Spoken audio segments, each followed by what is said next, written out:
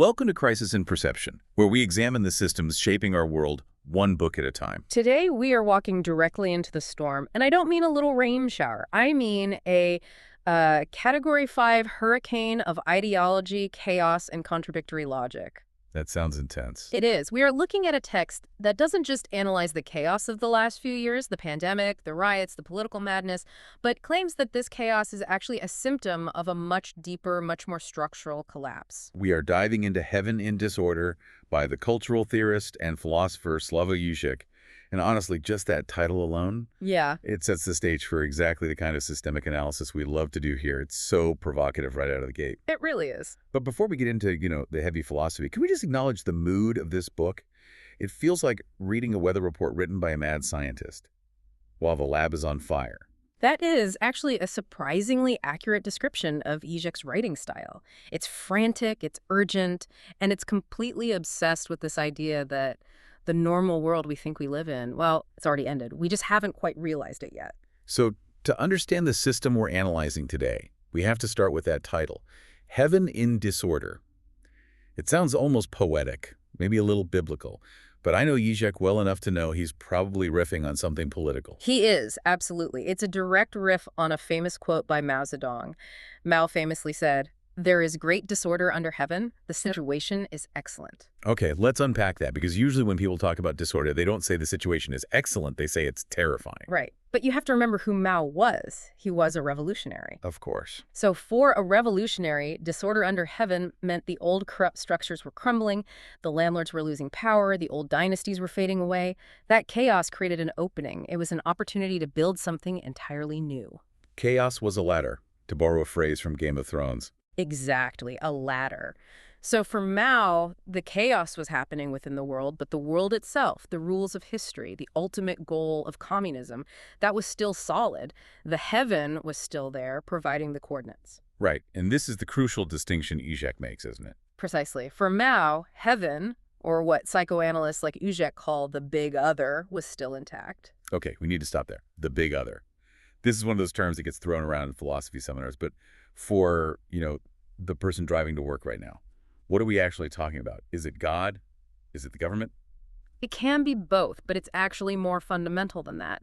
Think of the big other, like, the referee in a football game. Okay, I'm with you. An analogy, I can work with that. So imagine you're playing football. You might hate the referee. You might think he makes terrible calls. You might even scream at him, but, and this is the key, you never doubt that he is the referee. You accept his authority, even if you don't like his decisions.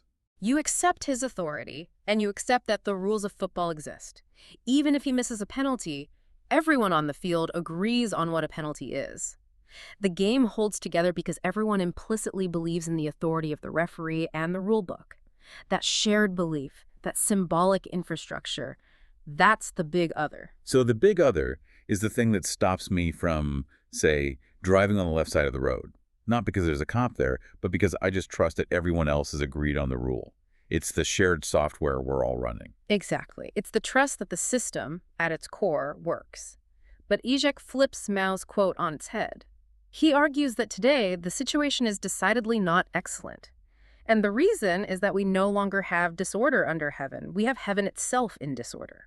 So to go back to your analogy, the referee hasn't just made a bad call. The referee has taken off his shirt, started screaming about conspiracies, and just walked off the field. And half the players think we're playing football, while the other half think we're playing rugby. And the scoreboard is on fire. Yes. That is the central systemic question of this book. What happens to governance, to social trust, to our very perception of reality when that shared sky fractures, when the big other, the agency that guarantees the consistency of our social reality, disintegrates? It sounds so abstract when you put it that way, but when you actually look at the news, it feels like it explains everything. It explains why we can't agree on basic facts anymore. It explains why a pandemic, which should be a purely biological issue, right? It became a culture war. It's not just abstract philosophy. He's arguing it's the root cause of our current inability to manage any crisis, whether it's war, climate change, or a virus. Our institutions fail to act effectively because the symbolic order that grants them legitimacy in the first place has just evaporated. Right. If the players don't recognize the referee, you can't play the game. You can't. And that's when politics stops being a debate about, say, tax rates or healthcare funding. Normal political disagreements. And it becomes a vicious, almost existential struggle over the very definitions of reality itself. We aren't arguing about the best way to fix the bridge anymore. We're arguing about whether the bridge even exists. And that is our mission for this deep dive. We are going to map the patterns of this collapse. We'll look at everything from the storming of the U.S. Capitol to the protests in Hong Kong, from drone attacks in Saudi Arabia to the constitutional rewrite in Chile. We're going to try to trace the structural feedback loops that keep us stuck in this state of perpetual disorder. It's a big task. It is. But before we get into the gears of the system, let's set the context. Who is Slavoj Žižek in this equation? Because he's such a unique figure. He's not a policy wonk. He's not a data scientist. He's Žižek. He is. If you've ever seen him speak, he's this frantic ball of energy. He's constantly touching his nose, tugging his shirt, just spitting out ideas at 100 miles an hour. He's often called the Elvis of cultural theory. Or the most dangerous philosopher in the West, which usually just means he's saying things that make people uncomfortable, very uncomfortable. And that's why treating him as a policy advisor would be a huge mistake. You don't read Žižek to find out what the ideal tax rate should be. Think of him more as a diagnostician of ideology. So his role isn't to fix the plumbing. No, it's to show you where the blueprint of the house contradicts itself. Yeah. He's the guy who spots the glitches in the matrix. The moments where the system says one thing. But does the complete opposite. Exactly. A system might claim we are protecting freedom, while its actual mechanical function is purely to protect the flow of capital. Žižek lives for those friction points. And this book, Heaven in Disorder, was written during a period of maximum friction, wasn't it? We're talking 2020 and 2021. The lost years, some call them. The absolute height of the COVID-19 pandemic, the chaotic end of the Trump presidency, massive global protest cycles in Chile, France, Hong Kong. And looming over all of it, the climate disaster, which never really goes away. Right. It was a time of just incredible anxiety. I remember walking through the grocery store, wiping down cans of beans with bleach, wondering if the world was ending. While at the same time watching the news about riots and elections, it felt like everything was happening at once, but also nothing was happening, like we were stuck. And what makes this a systems book is that Žižek refuses to treat these as separate news items. He doesn't see a virus story and a protest story and an election story. He sees them all as symptoms of a singular failure in the symbolic order. So the central thesis, if we treat it as a system output, is that when the big other disintegrates, legitimacy just evaporates with it. And the result of that evaporation is what he calls a war of signifiers. Different groups aren't just disagreeing anymore, they are literally living in completely different heavens. They can't comprehend the other's language or reality because that shared infrastructure of meaning is just gone. Okay, let's get into the core systems analysis, because Žižek identifies some really fascinating mechanisms for how this all plays out. The first big insight is about system design, specifically how this fracture of shared reality happens. Yes, and to understand the design failure, you have to accept a basic premise. Language is the infrastructure of perception. Language is what divides heaven. He uses a literary reference for this, right? He does. A novel called Divided Heaven by Krista Wolf from the Cold War era. Can you remind us of the plot? Sure. It's a pretty simple story about a couple in Germany right before the Berlin Wall goes up. The man decides to go west to the capitalist side. The woman, she decides to stay in the east, the socialist side. And at the end, she says something really profound. She says, no, they first divided the heaven. That's a powerful line. It is. The insight is that before the physical wall goes up, before a single brick is laid or a single border guard is posted, the symbolic universe, the heaven, is already split. Language creates the division first. They were already living in two different worlds before the physical border even existed. But during the Cold War, that division was, geographical, it was external. You had the Soviet sphere and the Western sphere, two different heavens, but they were distinct. You know where the line was. Correct. And that provided a very strange kind of stability. It was terrifying, of course, nuclear war and all that. But you knew who you were and who the enemy was. But Žižek's point is that the shift in our current system design is that the division is now internal.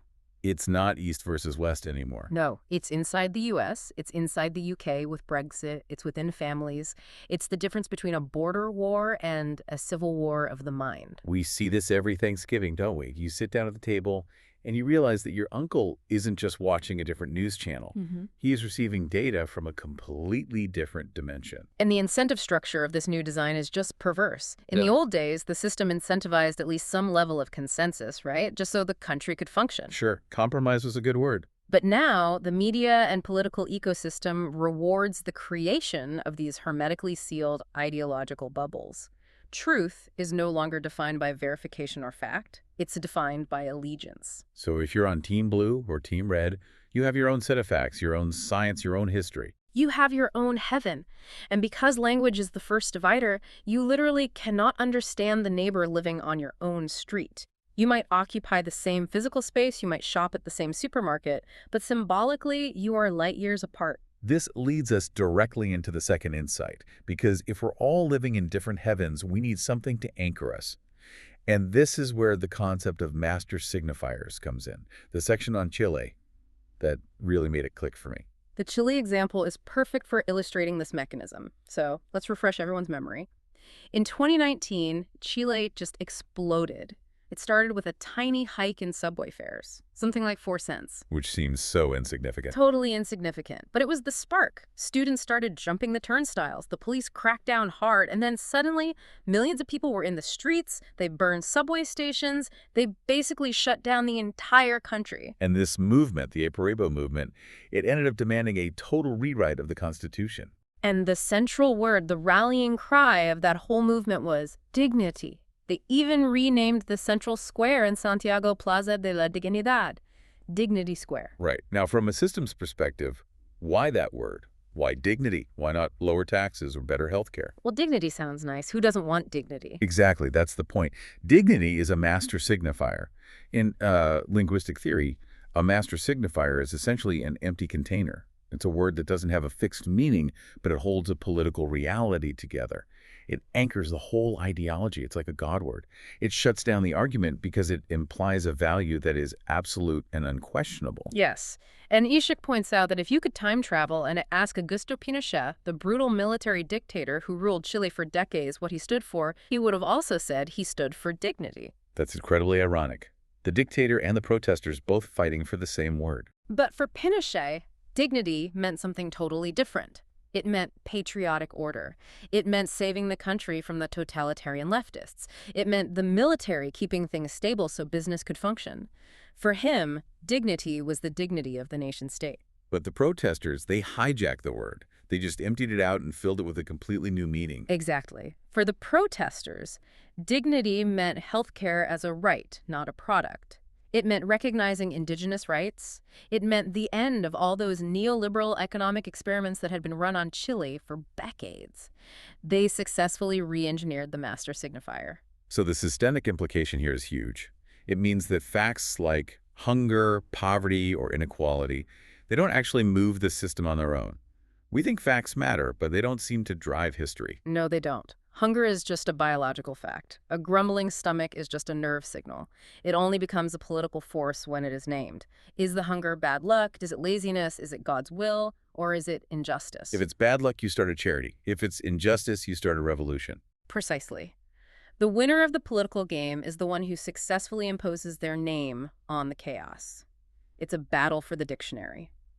If you can define dignity or freedom or justice to include your specific policy goals, you win the system. Which explains why political debates feel so slippery these days.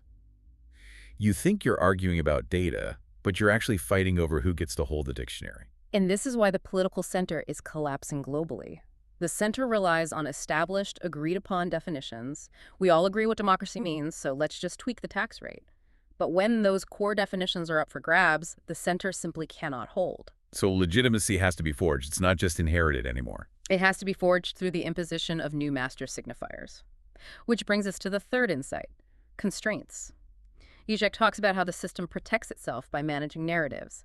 And he identifies a really specific mechanism here, the illusion of the game changer. Ah, yes. I see this one all the time. It's a critical mechanism for system stability. Or maybe we should call it stability theater. The media and the political establishment, they love to designate certain events as game changers. This changes everything. We hear it every week. It's the clickbait of history, basically. But Žižek argues this label is often used to mask the fact that the system is remaining exactly the same. He compares two events, the drone attack on the Saudi oil infrastructure in 2019 versus the Hong Kong protests. I remember the Saudi attack vaguely. That was the Houthi rebels from Yemen, right? Yes. In September 2019, Drones slammed into the Abqaiq oil processing facility in Saudi Arabia. This is like the single most important oil facility in the world. Right. Massive fireballs, smoke visible from space. It knocked out something like 5% of the entire global oil supply in one morning. And the media went wild. Oil prices spiked. Everyone was screaming, "Game changer, war is coming." But was it a game changer? Žižek says absolutely not. In the context of geopolitics, blowing up stuff in the Middle East is, tragically, business as usual. It's part of the game. It disrupts the supply of capital, but it doesn't disrupt the logic of capital. The oil flows eventually returned, the prices stabilized, the alliances remained, the game continued exactly as before. But then you look at Hong Kong. You had millions of people in the streets for months on end. And here, the Western media largely framed it through a very specific, very comfortable narrative lens. Democracy versus totalitarianism, grave freedom fighters versus the evil Chinese Communist Party. Which is a story we know. It's a comfortable story. It's Star Wars. Rebels versus Empire. But Žižek points out that this narrative conveniently ignored the true game-changer element in Hong Kong, which was the class struggle. The protests weren't just about extradition laws. They were fueled by massive, crushing inequality.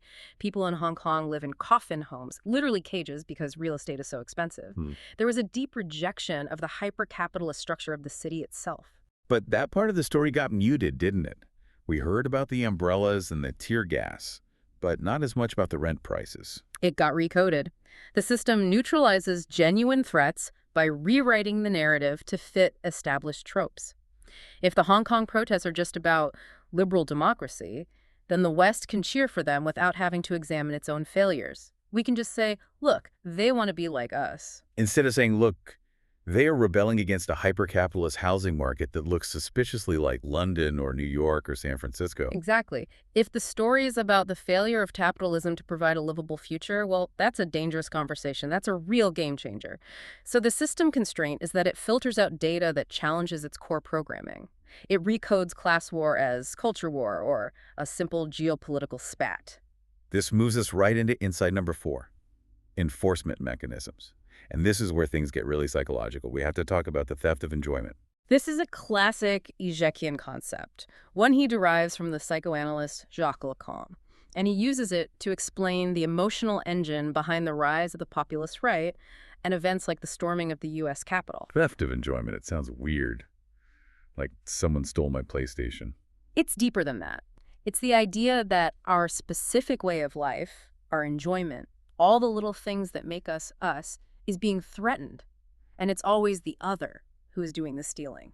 The immigrant, the deep state, the liberal elite. So it's not just they're taking our jobs. It's they're taking our Christmas, they're taking our burgers, they are ruining our neighborhoods. Exactly. It's an existential theft. But here's the paradox. The fantasy is also that they, the others, are enjoying themselves excessively. Right. You see this in the rhetoric all the time. The immigrant is simultaneously lazy and stealing all the jobs. Or the welfare queen who is somehow living like royalty on food stamps. Or the metropolitan elite who are laughing at us from their satanic cocktail parties. It doesn't have to make logical sense. It doesn't have to make logical sense. It just has to make emotional sense. And it drives this intense resentment. And we saw this explode on January 6th at the Capitol. But Žižek makes a very interesting distinction here between farce and tragedy. He calls the Capitol riot a farce. And looking at the QAnon shaman, the guy in the Viking hat with the horns and the face paint, it's hard to argue with that description. It looked like a carnival. It looked like a Comic-Con gone wrong. It was a carnival. It was cosplay. A lot of those people didn't have a plan. They were just wandering around taking selfies in the rotunda. But Žižek warns that we shouldn't dismiss it just because of that. The systemic danger is that farce often precedes tragedy.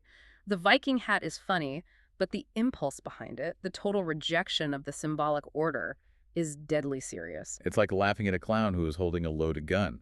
The makeup is funny, but the bullet is very real. And there's a feedback loop here involving the deep state conspiracy theories that fueled that day. This is one of the most resilient, most dangerous loops in the current system. The logic of the conspiracy theory is bulletproof, isn't it? It acts like a trap. If you argue against it using facts, the conspiracy theorist just says, that's exactly what the deep state wants you to believe. Your facts are manufactured by the system. And if you say, but there is zero evidence for your claim, what do they say? They say the lack of evidence is the proof. The fact that there's no proof just shows how powerful the conspiracy is. They hid the evidence so well, it proves they control everything. It's maddening. It's a logic that allows people to bypass reality entirely. It creates a self-sealing worldview where the disorder is always the fault of a hidden enemy, never a systemic failure. It's not that the economy is leaving people behind, it's that a cabal of lizard people is stealing the election. It personalizes the systemic failure into a villain you can hate. Speaking of systemic failures and contradictions, we absolutely have to talk about insight number 5, feedback loops in the context of COVID-19. This is where Žižek drops a phrase that really stopped me in my tracks. War communism. This is where he really goes after the neoliberal narrative. For 40 years, ever since Reagan and Thatcher, the dominant economic story has been the state should not interfere in the market. The market knows best. Government is the problem, not the solution. We all know the lines. Then COVID hits in 2020. The market stops dead. Supply chains break. And suddenly, to save capitalism, the state has to do things that would make a Soviet planner blush. We saw Republican administrations, the supposed champions of free markets, printing trillions of dollars out of thin air. In the UK and Europe, governments essentially nationalized payrolls. They paid people's wages directly. They ordered private companies to produce masks and ventilators. Žižek calls this war communism. The great paradox is that the capitalist system is forced to adopt the very measures it demonizes just to survive. It's like the system has an emergency override switch that installs a temporary socialist operating system to keep the hardware from melting down. We hate socialism unless the stock market is about to crash, in which case please give us all the socialism you have. Exactly. But the outcome of this feedback loop is a permanent state of exception. Crisis governance becomes the default operating mode. We can't just go back to normal because normal can no longer sustain itself without massive, constant state intervention. We are seeing this right now with everything from banking crises to climate subsidies. The state is constantly propping up the market, all while pretending it isn't. We are all socialists in a crisis. The question Žižek asks is, why do we pretend otherwise once the immediate danger passes? Why do we rush to return to a normal that so clearly doesn't work? Okay, so we've unpacked these insights. I want to zoom out and do what we do best here. Map this system. If we were to, draw this on a whiteboard, who are the key actors in this disordered system? Well, first you have the disintegrated public. It's no longer a people in the unified sense. It's fragmented tribes fighting for those different heavens we talked about earlier. And then you have the leadership. This is where it gets a little depressing. You have what Žižek calls the rational leaders, figures like Joe Biden in the U.S. or Keir Starmer in the U.K. Žižek has this brutal line where he describes Biden as offering Trumpism with a human face. That feels harsh. I mean, Biden is obviously very different from Trump in temperament and policy. He is, and Žižek acknowledges that. But from a purely systems perspective, he argues that Biden maintains the same fundamental structures, the same support for global capital, the same foreign policy engines, but just with politer aesthetics. He offers a return to decency, but not a fundamental change in the underlying logic that produced Trump in the first place. So it's a restoration of the mask, but the face underneath is still the same broken system. Right, and then you have the technocrats, the experts, the Dr. Fauci's of the world, who are desperately trying to use science to put out these political fires. But they are failing because, as we discussed, science itself has been politicized. You can't use a chart to fight a master signifier. If someone believes the vaccine is the mark of the beast, showing them a graph of efficacy rates is completely meaningless. Okay, let's look at the narratives. We touched on the game changer idea, but there's another one Žižek highlights that explains how leaders dodge accountability. The broken kettle logic. This comes from Freud, right? Yes, Freud used it to explain how the unconscious can create contradictory excuses to defend itself. Žižek applies it to the political response to failure, specifically Trump's COVID defense, but you see it everywhere once you know what to look for. Remind us how the logic goes. The story is, a neighbor borrows a kettle from you and returns it broken. When you confront him, he gives you 3 separate excuses. I returned the kettle to you unbroken. Actually, the kettle was already broken when you gave it to me. And number 3, what kettle? I never borrowed a kettle from you. Okay, wait. Those 3 things completely contradict each other. You can't say it was unbroken and it was already broken at the same time. Logically, no. But psychologically, the unconscious doesn't care about contradiction. It just wants to deflect the accusation from every possible angle. And Žižek says this is how our political discourse now works. Look at the early COVID response from the Trump administration. The defense was basically, I didn't have the virus, or it's not a threat, it's contained. the virus isn't that bad, it's just the flu. I did a great job stopping the virus, which I previously said wasn't a problem. And the base just accepts it. The base accepts it because they aren't listening to the logic. They're listening to the intent, which is, I am not guilty. This narrative structure allows leaders to deflect responsibility in every direction simultaneously. It's the logic of a dream or a nightmare. And it all serves the primary incentive of stability theater. Institutions are incentivized to pretend the situation is excellent, or at least manageable, even when the house is clearly on fire. Now let's talk about the tools. We're seeing a real divergence here between East and West. It's not just about ideology anymore. It's about the mechanisms of control. On one side, you have China. Networked authoritarianism. This is overt control. Social credit systems. Stability achieved through massive surveillance and data processing. The state basically says, we will keep you safe and stable, but you give us your data and your obedience. And in the West, Surveillance capitalism. This is covert control. You have freedom as a consumer choice. You can buy whatever you want, post whatever you want on TikTok, but your actual political agency is effectively disempowered. it's the difference between a prison with visible bars and a casino where you can't find the exit. In the casino, you feel free because you can choose which slot machine to play, but the house always wins in the end. That's a great way to put it. And both systems are struggling to manage the real existential threats of our time. Which brings us to the most dangerous feedback loop of all, the hopelessness loop. How does that loop work? It's simple and vicious. We deny the catastrophe, whether it's the climate or a pandemic, in order to function day to day. Because we deny it, the catastrophe gets worse. When it finally gets bad enough that we can't ignore it, we panic. Then, to cope with the panic, we try to rush back to normalcy. But returning to the old normal, consuming more, flying more, ignoring the problem, just accelerates the catastrophe. And round and round we go. Until the system breaks for good. This brings us squarely to the present-day implications.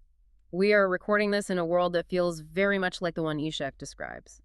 One of the most striking things is this era of post-truth as a form of social bonding. This is so crucial. We often think of post-truth as just lying. We think, oh, politicians have always lied.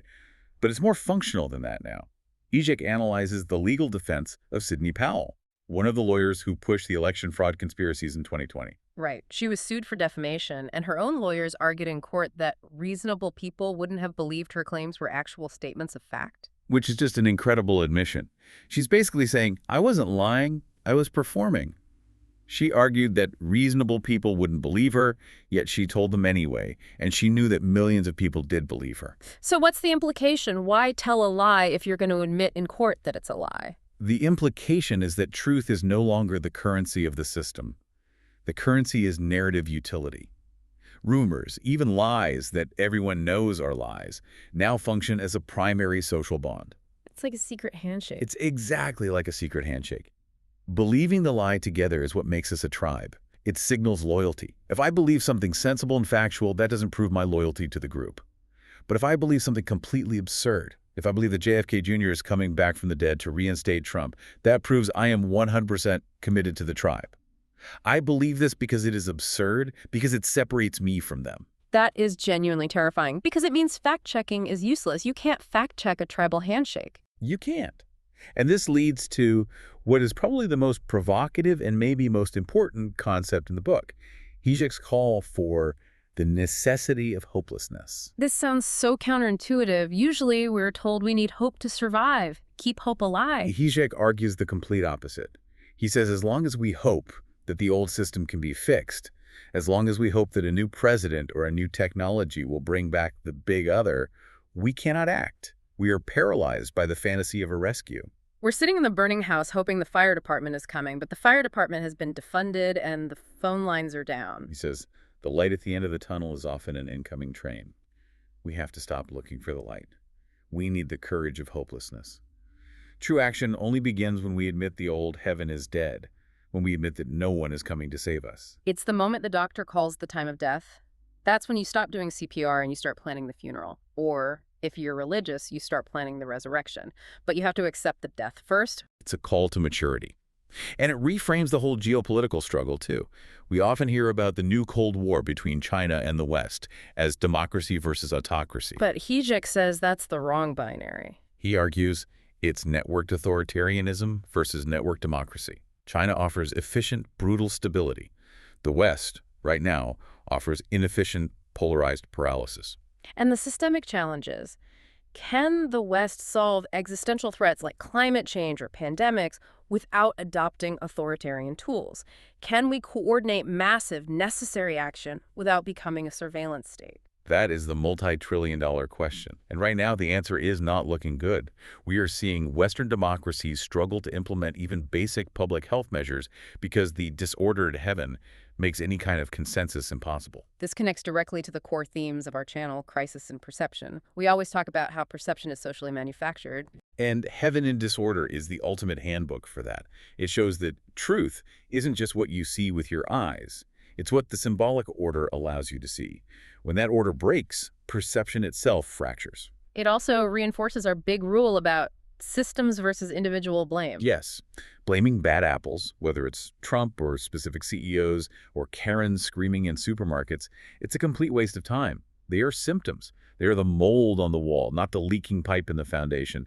Removing a figurehead doesn't fix the broken sky. And yet we resist structural explanations. Why is that? Why do we love to hate the villain rather than analyze the system? Žižek references the philosopher Giorgio Agamben and his argument about the face. Agamben was very anti-mask and anti-lockdown, arguing that hiding the face destroys our essential humanity. Which seems like a standard humanist argument. We need to see each other to connect, to empathize. But Žižek disagrees vehemently.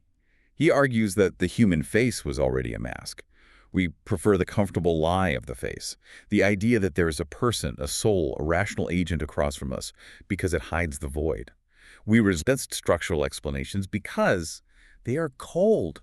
They are impersonal. They don't care about our feelings. It's so much more satisfying to have a villain to hate than a feedback loop to analyze. If I can blame you, I don't have to rethink my entire worldview. But hatred of a villain doesn't change the outcome. Only rewriting the system does. So as we wrap up this deep dive, let's reflect on what this book really helps us see differently. I think it fundamentally shifts our understanding of where we are in history.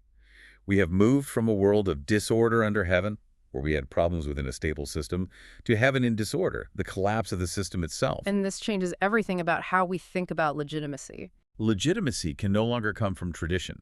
It can't come from the rules or the Constitution, because those founding documents are being read in different languages now.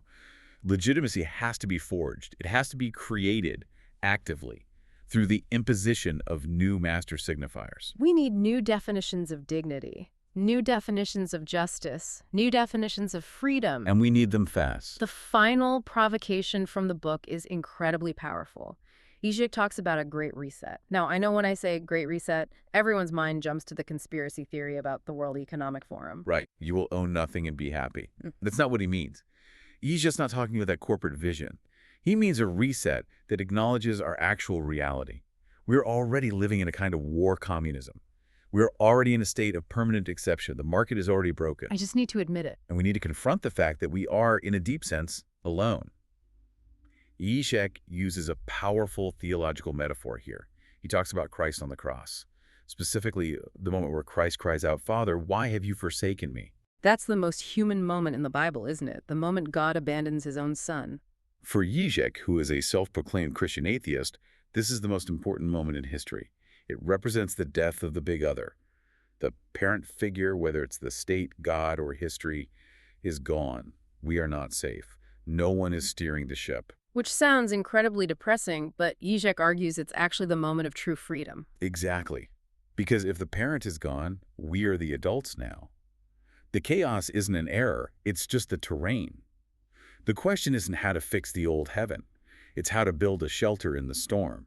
It's how to find solidarity in the Holy Spirit, which for him isn't a ghost, but the community of believers bound by love and shared struggle, with no guarantee of a happy ending. I think he even quotes the German industrial metal band Rammstein here, which is the most Žižek thing possible. He does. He quotes their song where they sing, "Without you I cannot live, with you I am alone." That is our condition. We are connected, but we are structurally alone. We have to take responsibility for the catastrophe ourselves. That is a heavy but maybe necessary place to land. We can't wait for the sky to put itself back together. We have to learn to navigate in the dark. And that requires the courage to see the disorder for exactly what it is. Not a temporary glitch, but the new reality. Heaven in Disorder by Slavoj Žižek. It's a wild ride. It's dense with dialectical gymnastics, dirty jokes, and brilliant, frustrating insights. It is absolutely essential for understanding the now.